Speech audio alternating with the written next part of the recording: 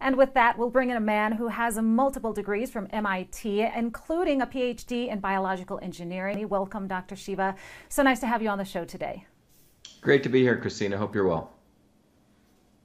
Absolutely. Okay, so we've all been held as a captive audience, right? Watching President Donald Trump handle the coronavirus outbreak, the situation. He has received both praise and criticism. What do you think? How has the president handled the outbreak?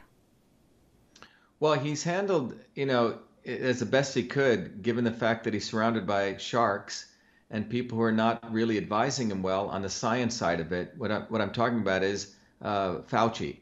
And that's what's unfortunate because, the president went through the Russian collusion nonsense that he had to go through. Then he had to go through the impeachment thing. And now he's having to deal with this coronavirus. And unfortunately, this guy Fauci has been in this environment for nearly 4 decades across multiple presidents.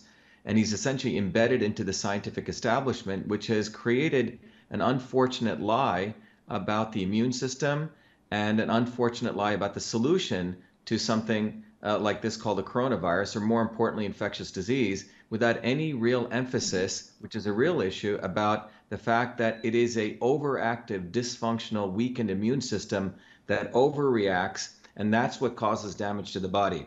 And unfortunately, Fauci has not talked about that because the truth of that leads to a solution which has nothing to do with mandating vaccines and shutting down the country. And that's what's unfortunate.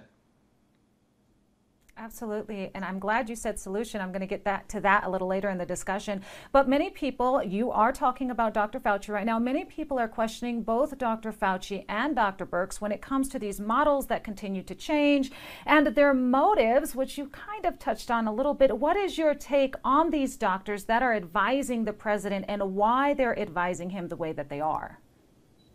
Look, if you look, Christina, at the typical MD, many of them go into wanting to become a doctor out of some noble service. But fundamentally, the medical school education is really a big pharma medical education where the doctor is really trained, if this, then this. And the then is typically a pharmaceutical drug or some harsh medical intervention. Now, if you look at someone like a Fauci and Birx, they're sort of at the top of their quote unquote game, which means they're highly embedded into the big pharma model of medical education and the big pharma model of what the solution is. And that solution is typically a direct line from this disease, find typically a virus or a bug, and then recommend a vaccine or some harsh chemical solution. And most of that has to do with profiting the very, very big pharma companies. And so if you look at someone like Fauci, he's a guy who architected the big lie that HIV is responsible for AIDS. And it's a much deeper discussion, but he built his entire career on that, not talking about the fact it's the suppression of the immune system. When people's immune system gets suppressed, you can react to all sorts of exogenous things coming in.